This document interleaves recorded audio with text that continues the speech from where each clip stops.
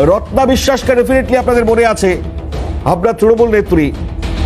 সেই দিন তিনি বলেছিলেন 3 মাস বাকি, তখন লোকসভা নির্বাচন, এই ভোটার কার্ড লিস্ট সংশোধনের কাজ চলছে।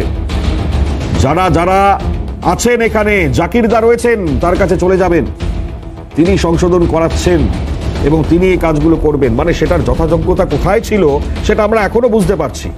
আর সব থেকে বড় প্রশ্ন যে এই রোহিঙ্গাদের উপর হাতটা পড়ে গিয়েছে বলেই কি, এই ভোটে হাত পড়ে গিয়েছে বলেই কি এখনো শেখ শাহজাহান, যাকে ধরা যাচ্ছে না। আমি সেদিনের রত্না বিশ্বাসের মন্তব্যটাও শোনাই, যেটা কতটা যথোপযোগ্য ছিল, শুনুন।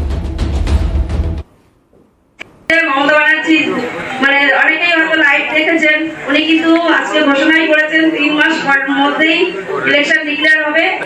আর অভিজিৎদা যেটা বললেন, আমরা সবাই জানি ভোটার লিস্টের কাজ চলছে।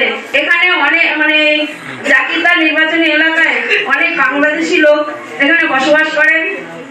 জাকিরদার লিঙ্কটা ভালো করতে পারে, অভিজিৎদা বললেন, আমিও বলছি। যদি লিঙ্কের কোনো সমস্যা হয়, বাংলাদেশ থেকে যারা এসছে ভোটার লিস্টে নাম তোলার সমস্যা, জাকিরদা এই কাজটা ভালো করে দেবে। আপনারা সবাই যোগাযোগ করবেন এই অফিসে এসে।